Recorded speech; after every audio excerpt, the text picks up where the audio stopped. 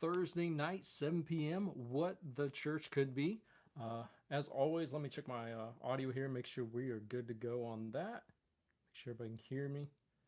Just a second here. All right, we're good to go. Thank you guys for joining tonight. Just a few quick updates. Of course, we got church Saturday virtual, so continuing on talking about faith. And then, of course, we got Sunday in-person service at 4 o'clock. We'll be coming together again. Thank you guys for coming out to our Mother's Day brunch. It was so exciting to see all the ladies there. We had an awesome time. The ladies had a fashion show, just great food, great fellowship, just a good time of community coming together. Hope you guys enjoyed your Mother's Day. Happy Mother's Day once again to all the moms out there. And let's get right into this. You guys kind of been doing this long enough. Actually, since December of last year, I've been doing Thursday nights. Either we air our previous Sunday service on Thursday night, or either you get me live. And we've been developing this thing called What the Church Could Be. And What the Church Could Be is really developed and turned into even something I didn't know where it was going to go, which was this idea of moving the church forward out of old ideas that we had about God into the new things the Spirit of God is trying to move us into. And really, ultimately, it's trying to expand our understanding, is what I wanted to do, about how God really is love and how to show other people love and treat people right. Because I believe in the power of church. I believe in what the church could be. But many times we're captivated and lost in appeasing God and fear and traditions and rules and religion that don't lead to what the heartbeat of God really is. And when you look at Jesus, what was the ultimate message? Man, how you treat people matters in life. And that's what we're after each and every time. So it's about, hey, yeah, I believe in church. Yeah, I love what we're doing. But why? The why is all about, man, we want to arrive at this place of treating people right. We want to arrive at this place of receiving God's love for us in a whole new way and expanding how good God really, really is. So thank you guys as always for joining. Let me pray and we'll get started. This is part 2. And let me pray before I open up this thing, though. Heavenly Father, we come before you tonight. We thank you for this word coming forth. We thank you for what you're going to do in our hearts and in our minds. Thank you for enlightening our perspectives to see you more clearly, ultimately, to see you as love and receive that love and show that love tonight. In Jesus' name, amen. So the time of my message, of course, is part 2 here, why I stopped teaching church excellence. And that's important when we talked about what the church could be. I come from a church background that taught excellence very heavily. And I'm not here to speak it because my own spiritual parents believe in excellence. And when I say why I stopped teaching church excellence, because a lot of the ideas I thought was excellence, there's nothing wrong with excellence. Excellence should be a part of our lives. We should want to continue to excel forward, is what we wanted to do. But a lot of it, what I thought was excellence was really just fear driven. And excellence can't come from a place of fear, because fear leads back to the self-preservation, self-centeredness, and that's not in the heart of God at all. But when excellence is propelled forward, not by perfectionism, but by pursuing the best to treat people right, to pursuing this heart of love overflowing, all of a sudden excellence becomes a good thing. But most of the things we hear in church excellence is just really, you're just a mean jerk. And a lot of it gets drenched in this idea, which is what we're trying to recapture on what the church could be. Because church as a whole, as an institution, is a good thing if it's used in its right place. But it's been exploited, it's been weaponized, it's been nationalized, it's been tribalized, it's been all those different things that were not its intent. And I love what I heard this from Pastor Savvy the first time. Of course, Pastor says it too, which is, when you don't understand the purpose of something, abuse is inevitable. And welcome to church. We have not understood the purpose of church, so abuse has been the thing that's happened. And, many times excellence is used as a means to serve the brand, to serve the entity. It makes big buildings, fills up, people in seats, because it's all about making sure people have really what quote unquote is a good customer service experience. And that's not really what we're wanting to strive for here. What we want excellence is a church that's not built on fear. We want excellence to be the driving point, not in what the building looks like, even though that'll come with it. Not in what we wear, not in how we all act and everything else, but this overflow of, I want to excel in how I treat people right. And when that becomes the priority, what we're after here with excellence, a lot of the other things will fall in place. So for a while, part of this is to speak directly to our church. If you're a part of the New York City church, we came in when we switched over to the senior pastor role, and a lot of the people that have been with us a long time wanted to switch right back in this excellence mode. But I didn't teach it, and I want to kind of clear up why I stopped teaching it for a while. And it's part of it's not that I'm not going to teach it. I mean, here it is why I stopped teaching excellence, yet I'm talking about excellence in this very message. But I'm giving why I just didn't teach it for a while, because it was so weaponized, it was so used to mistreat and abuse people, and it was so fear driven. I had to just kind of let it go for a little while till we could come back around and say, okay, why is relevant. So for any longer, as you guys know here, like, share. I gave you a quick introduction here. We want to get back into part 2 is what we want to do. So I want to make sure I finish this up tonight, and then we'll get on to the next thing is what we'll do. But I just want to continue on this journey each and every night on Thursday where you guys are saying, you know what, I want more. I want more than I'm going to get from a Saturday or Sunday service. This Thursday night is very, very specific. I want to say very special because I think there's something very special happening on these Thursday nights that you're not necessarily going to get. It's a little raw because it's my first time preaching a lot of these things on a Thursday night and really getting my head around it. These are the fresher revelations that God's dealing with me and imprinting on my heart.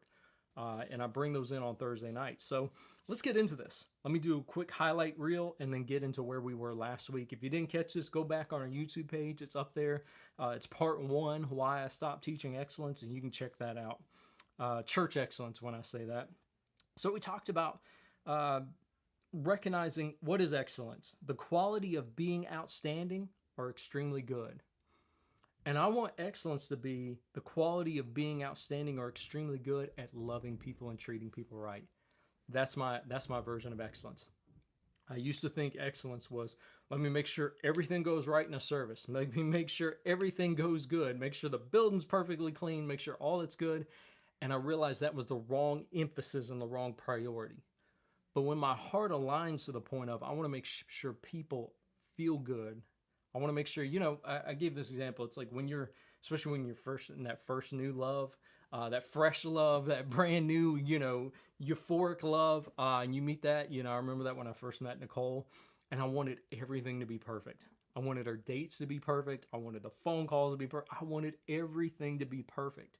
And when I especially, now that we're married, I want those special dates. I want to take her out on a special date night or something like that. I want everything to be perfect. I want to look sharp. Why though? It's not because I'm afraid of her. It's because I'm in love with her and I want to do something special for her. And it's birthed from that place. What happens? I want to make sure everything is excellent, everything is on point, and everything goes right. And we want to come back to that place where it's an overflow, where we're receiving God's love for us and we want other people to experience an excellence to flow from that. But I was taught a lot of fear. Man, if it don't go right, pastor's going to be mad. If it don't go right, the people maybe not, they won't give as much in a service. If it doesn't go right, maybe people are going to leave and get mad and leave the church and this and that. And I realized people are just going to do what people are going to do no matter how much you operate in excellence.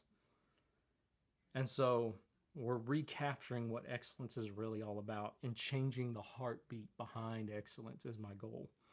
So we got to, one thing I'll point out, excellence is simply a decision to strive to be the best version of yourself. Excellence is simply a decision to strive to be the best version of yourself. Excellence is going to look different for everybody. That's one thing I want to say is, and everybody's on a different place and a different part of their journey with excellence. Excellence can't be a blanket rule. Now, there's some things we got to govern, we got to structure, we got to kind of, when you're in a group to kind of organize things, I get that. There's a place for that.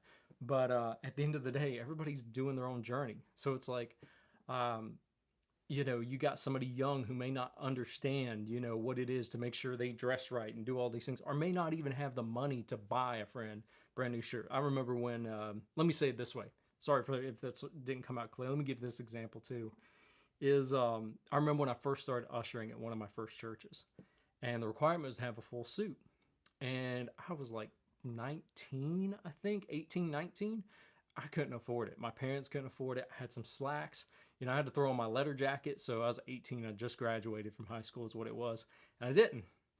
But I remember that kind of being a problem and having to walk through those things. I remember that because I couldn't afford a suit. But excellence said, the rule of excellence, the fear of excellence says, you better have a suit. Well, excellence for me at that point was I still wore slacks, I still wore a button-up shirt, I still was able to throw on a cheap tie and had to throw on some kind of jacket, throw on my high school leather jacket, and at least looked or something, try to do something cool. But that was the best I could give. I think that's sometimes where people got to recognize where excellence becomes a rule across the board. It becomes a huge problem. Let me make sure there's nothing going on with. Okay, cool. Sorry, I thought there was like an error message that popped up. Sometimes you get nervous with this technology and it's like, oh, did the stream shut down? Because it's just me managing all this. So thank you guys for bearing with me. But we got to this part now. What did this come to? I gave that example about excellence and people having their own journey with that. We came to Psalms 139 and talked about examining your heart. Because that's what the excellence is. Excellence cannot be solely defined in a rule. Excellence cannot be defined off one pastor. Yeah, it's their church. Yeah, they can run the show. I know this as a senior pastor where there's certain things where it's like, hey, this is kind of how we do it here. Yeah, it's a company thing, but I'm talking about for you as an individual. Really, it's a heart decision and saying, God, examine my heart. Look at me and point out the things that are maybe not quite lined up, that maybe need to make adjustments, and be willing to do that. But what we've experienced, and this is where I'm kind of going back and forth in comparison what we excellence should be and what I thought it was, what I used to teach excellence as. And there was a lot of stuff I'm having to come back and even clean up, not only in myself, but maybe some things I'm demonstrating in other people too. So we're all on this journey together, by the way, because I realized some of the old excellence stuff I knew, it just didn't work. I'll be honest with you, it didn't connect with people. It didn't bring people to excellence. It just made everybody really scared, really stressed out, and really miserable, and really just hate doing church. And we don't want that environment.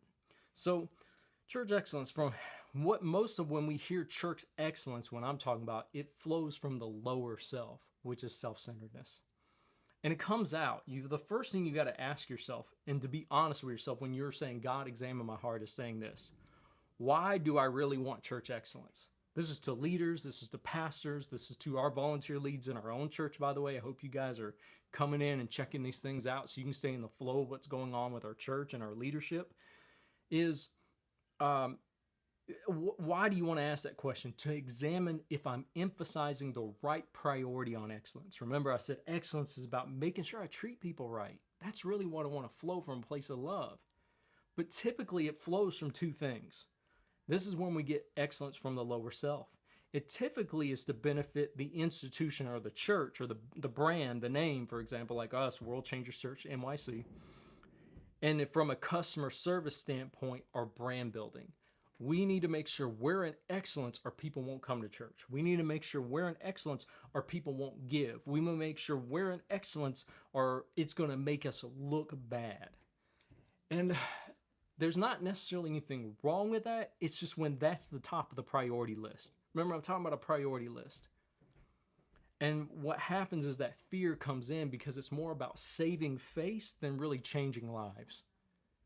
And that's what we have to address. And I know this is very contradicting. I know it's like preachers probably going to get pissed if they hear, pardon the language, ticked off if they hear this, to me. But because it doesn't make good church necessarily. It doesn't make good church institution. It doesn't make good church tradition. It doesn't allow you to control people, by the way. Excellence has been weaponized as a mean to control people. And we don't want to do that. And I'm not saying throw out excellence. I want you to hear that clearly. But this idea of church excellence and being hard and rough and mean on people, it's just void of the love of God, and it's not excellence at all. It's just being mean-spirited.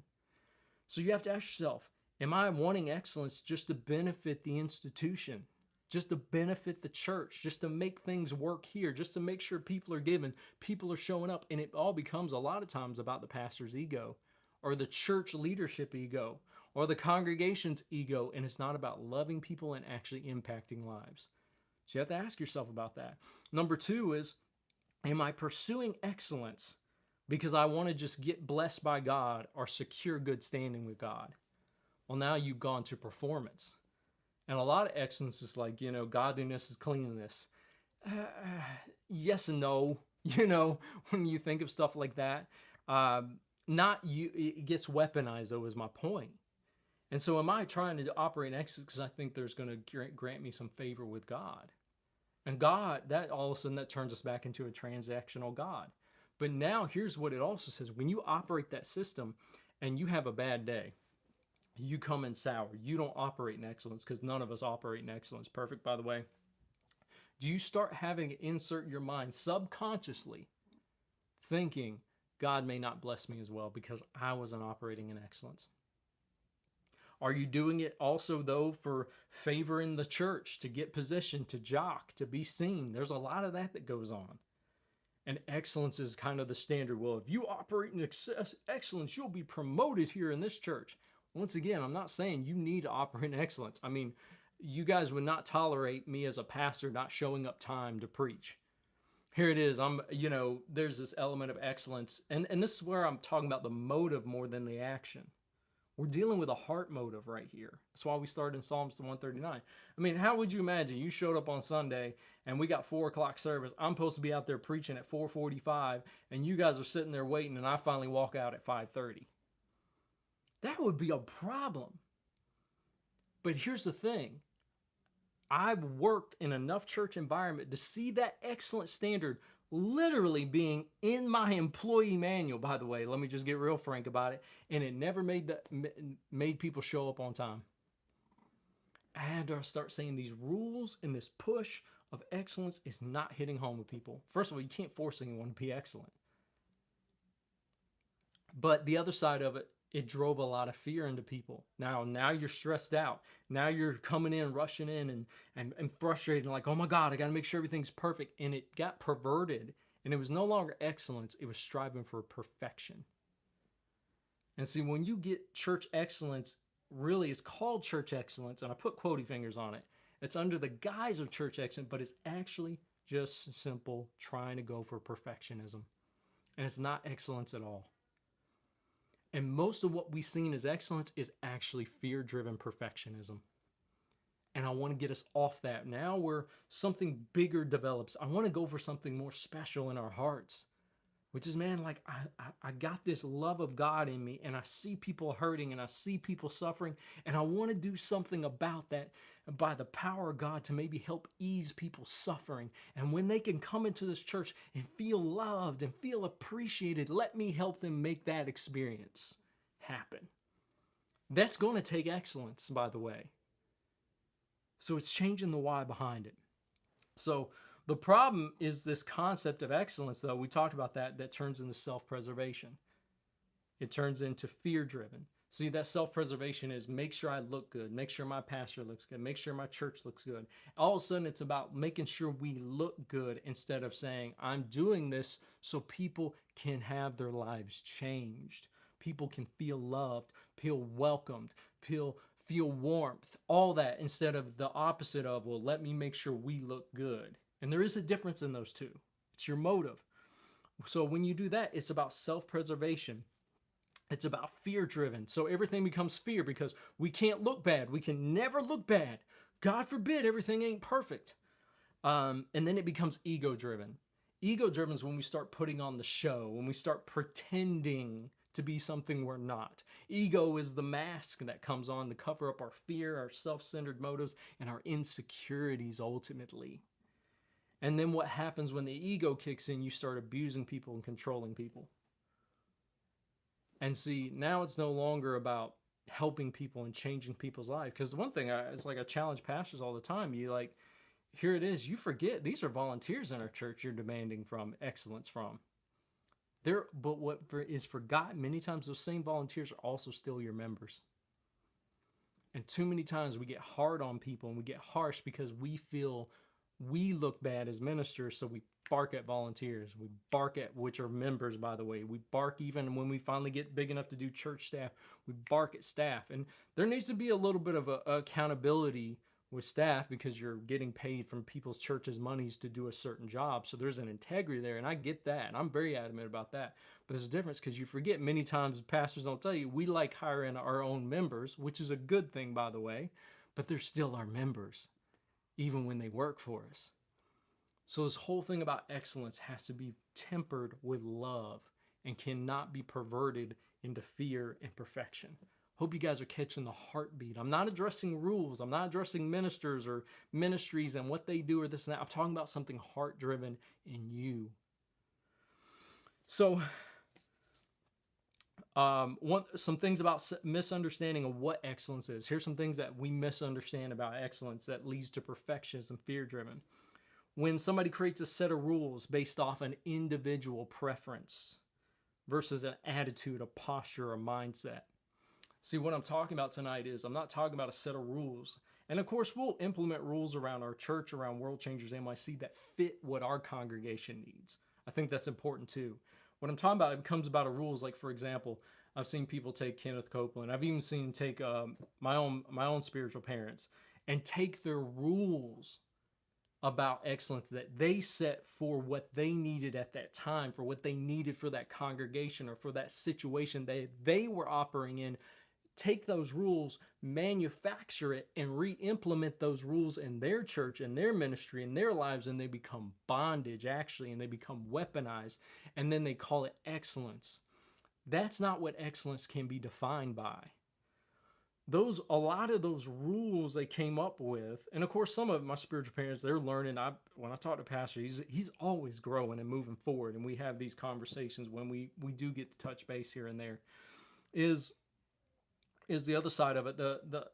Those rules they came up were birthed out of their own relationship with God and their love for people out of that rule of excellence, and they weren't meant to be weaponized. I worked in, World WCCI / New York for, about 5-6 years, and of course before we transitioned over, and I as I worked in there, I saw so many people, and even myself, I did this.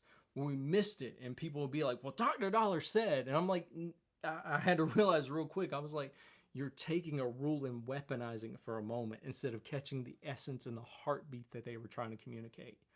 And see, that's what I'm after when I'm talking about excellence in these messages here that we're dealing with. I'm talking about a heartbeat. So excellence can't be defined by a set of rules based off an individual preference. It's about an attitude, a posture, and a mindset. And from that, there will be rules and things to organize will be birthed from that for the situation, for that time. Because here's the thing, the set of rules we may need today that come from a place, a heart of excellence, for today may not work next year, and then we got to rechange them all. See, excellence is always changing, actually. Excellence is always moving forward and progressing. Perfectionism gets locked in, gets in fear, gets to say, we did this is the way we've always done it, this is the way we've got to do it, here's the rules, here's what the pastor said. Excellence is always adapting because it realizes life is always changing. People are always changing. Generations are changing. Different ages, different people, different people need different things is what it is. So you can't define it by that. That's a misunderstanding of excellence when you define it by a set of rules set by a certain individual instead of a heartbeat and an attitude and posture. Another thing gets misunderstood. We touched on base, so I'll move quick with this. It's an exterior image. It's about maintaining image. It's about maintaining brand. I hear a lot of brand talk in ministry, and brand talk is not bad just because we have to do certain things to meet people where they are, and we operate as a business and an entity in this world. But at the end of the day, a lot of brand talk doesn't change people's lives. It's okay to have brand talk, if it's going to help you open certain doors to minister to people. I get that. There's a place for it, but it can't be the leading charge and the leading priority. Sometimes as churches, we got to realize for us to operate in excellence, the brand's going to take some hits some days. For us to really put the people first, sometimes it's not going to be popular towards the brand. It's just not. And I don't mean the thing, well, we stand in the truth, I don't care what people say. That's not going to, it's not about that ego talk I'm talking about. So excellence sometimes, though, what happens is we're promoting this exterior image. One thing I talk about, and I'm hopefully not being too candid tonight, but welcome to Thursday night. We had the Paradise Theater in the Bronx for years at World Changers New York. So I've seen what the church looks like when it's massive. But many of the things we were trying to do was we had to make a lot of changes and a lot of alterations, and this was a lot of conversations. Why? Because we were seeing there were certain things that were getting bigger and certain things that were looking good exterior, but they weren't causing impact in people's lives. people look at the church where it's at now, and I tell people a lot of times, I'm like, honestly, this church is probably the healthiest it's been in a long time. It's like, that's an arrogant statement. I'm like, if you've been through what all I've been through as a pastor here, and what we've been striving for as the congregation, and the core group knows this in our church, you would say the same thing. Because more than ever, though, we may not look as exterior popular, but man, when I talk about maximizing impact in people's lives, because a big building, and I say this from a point of excellence, when you're trying to see excellence as a exterior thing, man, as the priority, by the way, a big building doesn't pay my bills or your bills. A big building doesn't heal my body from cancer. A big building doesn't fix my addicted child and get them home and get them free off that addiction. A big building doesn't do any of that. Looking at all the big flashy things, it doesn't fix any of that. That's why that can't be the priority. Now, if that's a need because you have a congregation that big, cool, go for it. But that doesn't change people's lives necessarily. I'm talking about realigning our emphasis. But because it looks good, it keeps exterior, it keeps, butts and seats, as they say, pardon the language. We go for those things and think that's what excellence looks like. That is not excellence. That is just trying to keep up a show and appearance. And that really leads into a lot of misunderstandings of excellence. So excellence is not an exterior image, which is void of humanity. One thing I say, people are flawed. Man, you want your volunteers to be perfect every day? You need to sit down, because you're not perfect every day. You want those volunteers to be perfect every time they usher, pass those buckets perfectly every time, hand out those envelopes every time, make sure they get those communion elements every time, make sure they smile and greet every time. Sometimes those ushers come in and they are going through all kinds of crap, and they ain't gonna smile as much one day.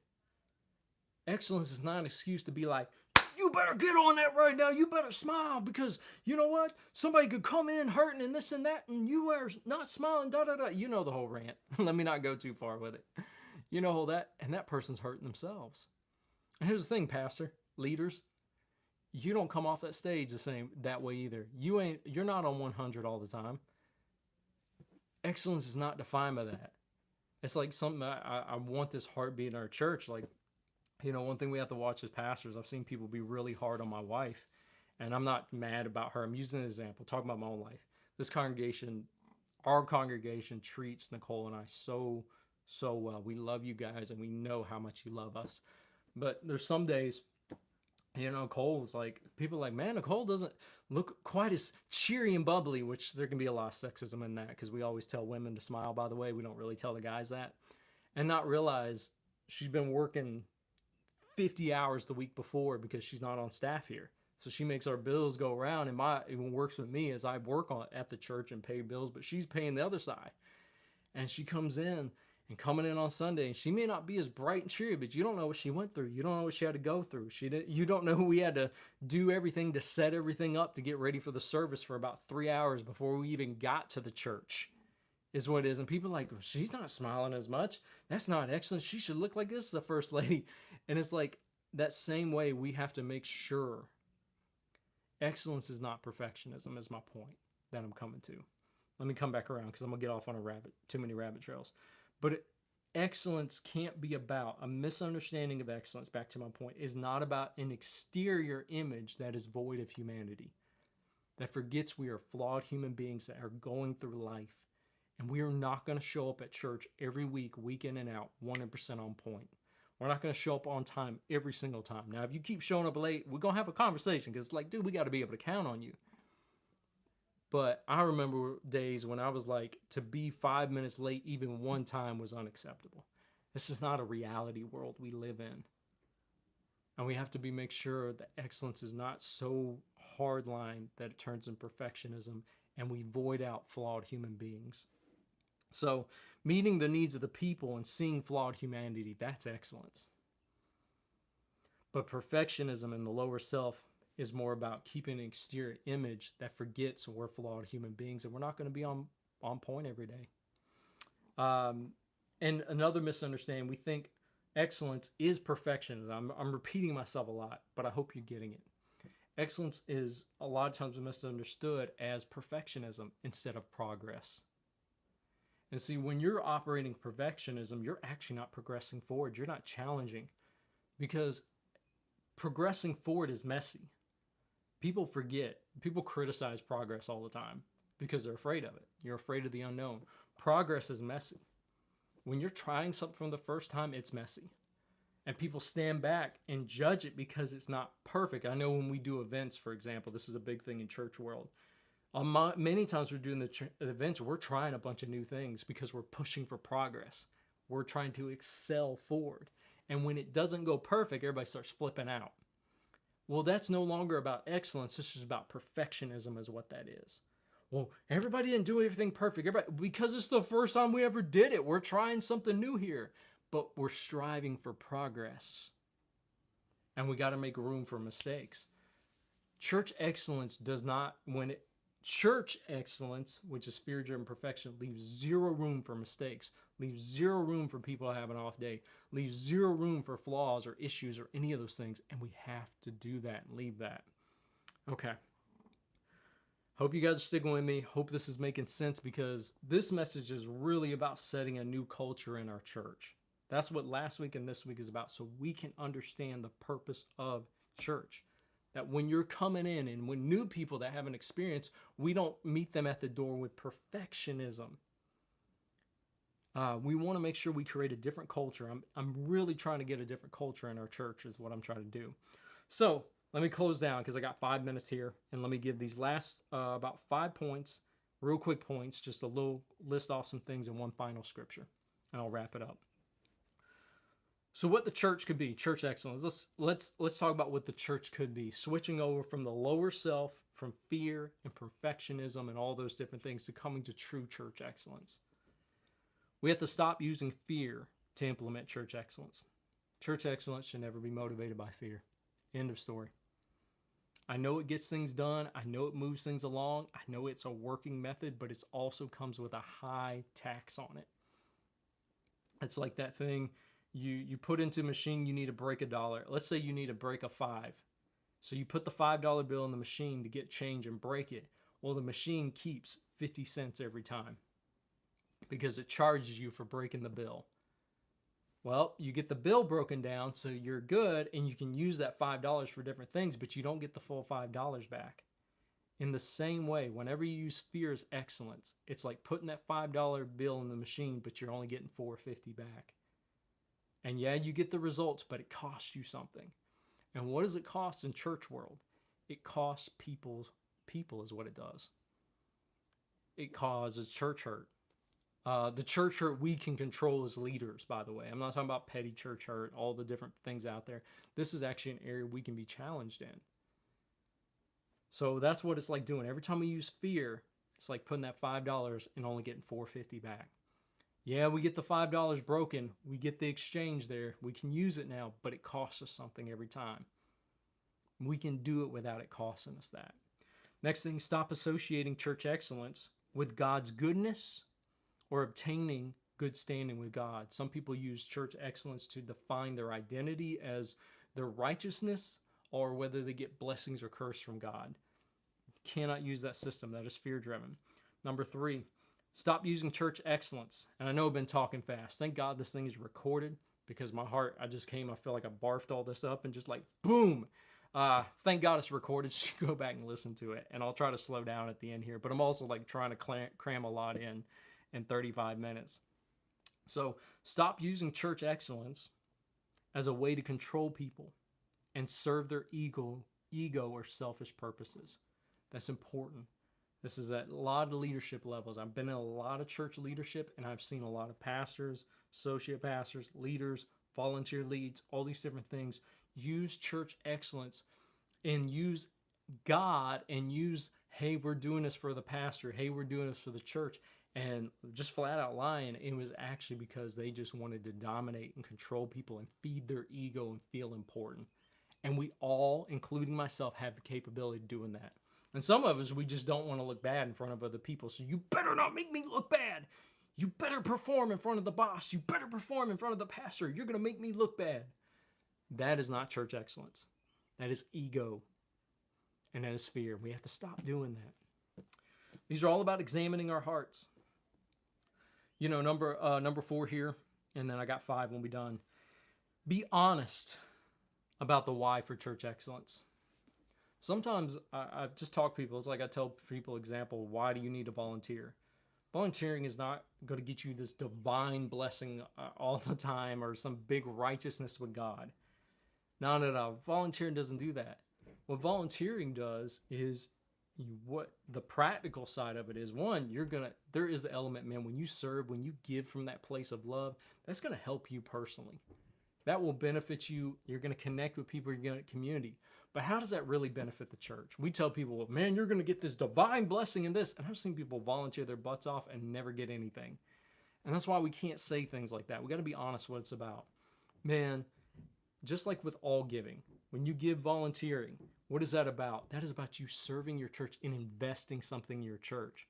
And what that means, the church, the funds the people donate in, more can go to the cause instead of having to pay all this extra labor, is what it means. So it means you're maximizing the revenue of the donations that are coming in this church to go towards people that are hungry, homeless, being abused, because our church sows into all these areas, by the way, and helping people in our city community and help getting this word out. And that we want to flow from a place of excellence and do that right. And I think sometimes there's just honest when people talk practical, and instead of trying to be woo-woo all about it or do good, get good, kind of, stick and carrot kind of thing. Well, let me see if I can get them. Either I'll hit you with a stick to run, or I got to also entice you to do something. I don't even want excellence to be birthed out of that. It has to be an authentic place of saying, I want to do this because I love people. 5, the last one here, and I'll read this final scripture. Stop using church excellence for the sole purpose of, not for the people. We can say we do it for the people, but for the sole purpose of building your name, brand, image, church institution, money, etc., at the detriment of the individual you are acquiring it from. Man, people do a lot about church excellence because, well, we have church needs. We're demanding church excellence, but it comes sometimes at the expense of people. Sometimes we miss church excellence and we tell people to show up anyways, show up and serve anyways because we're doing it for excellence, and they just had a loved one passed and they're not going to be with their family. Man, you can't go to your niece's birthday. You can't be there. You got to be excellent in serving at the church. And we put the church above, the institution above the best interest of the people at times. Now, those are just some examples. There's more, but you gotta examine that. Where we stop using church excellence to manipulate people at their detriment. Can't do that anymore. Man, I know it's like, hey, sometimes people don't volunteer as much at our church. I'll be honest with you. Some people have been like, I'm done because I don't use all these methods anymore. Some people left and said, I don't want anything to do it because I don't use the catchy things anymore because I've learned better and I know better, and that's just not who I am. But I also, because I don't want to build a church that way. I don't want a church full, I've done this, I've seen this already. Church full of people that are just there for the show. Just there because it's a celebrity pastor. Just there because it's all about looking good in front of people and this and that, or trying to get some blessing or this and that. I don't want it for all that. I want people to come to this church because they have a community of people they want to grow together to understand God as love. And they want to help people that are suffering. And it has to be that. If that's not good enough for you, I don't know what else to tell you, but that's what this is all about. And that's what I want this church to excel as. My last scripture, and I'll wrap it up here, is in Luke 21. Luke 21, verse 1 through 4. It said, and he looked up and saw the rich, this is Jesus talking here, and he looked up and saw the rich putting their gifts into the treasury. And he saw also a certain poor widow putting in 2 mites. So he said, truly I say to you, this poor widow has put in more than all. For all these out of the abundance have put in offerings for God, but she out of her poverty put in the livelihood, all the livelihood that she had. I know I fumbled through that. You can read it on your own time. But what was it talking about? Now, preachers use this, man, even if you're poor, you got to give. It's not about giving here. I'm not about to take up an offering. We don't do that on Thursday nights. You guys know what to do. This church is doing great, by the way, and we thank you guys for that. So I don't have to be beating people over the head, and I'm not going to do that. But this isn't about that. This is talking about a heart attitude. People were giving these large amounts as a public demonstration to show off things. And say, look at me, look at my excellence of riches, look what I do for the church, look at all this. This woman showed up from her heart and gave the little what she had, because this was just an expression of her heart. And Jesus like, yeah, this looks good. This looks really good. But that's not what we're after here. We're after the heart. And excellence flows from the same place. And see, that's why I tell people your excellence may look different than somebody else's. Today, my energy and my availability, I may have more to give today, and that's my excellence. Someone else may not have that much to give. Someone else may be, not able to volunteer as much because they're at home taking care of their mother who's trying to beat cancer. Excellence may look like I may be able to give more because I have extra to give when someone else is trying to feed their 3 kids and barely has $1 to give, but they give that $1. See, excellence is not defined by one thing. It's a heart attitude. And from there, man, it can only grow forward. Now, I'll come back and I'll teach some of this. I eventually throw this out on Saturday night to really kind of mess with everybody. Thursday night, I appreciate you guys so much coming on here. To let me come on here and work through these revelations. I believe God's given me these thoughts that God's given me, and start working through them. I hope it's really building in this, because there's something special about this Thursday night. I was hesitant to say this for months, but it's really grown into something special. And it's really us pressing forward. When I make the statement what the church could be, that's really the title of Thursday night. And see, what we're going to realize what the church could be is the church is us. The church is not defined by an institution or a building. It's defined by the people. And it's us as people truly pursuing beyond the religion, beyond the entities, beyond the traditions, beyond all the nationalism and crazy garbage and the us versus them mentality, us pursuing something greater.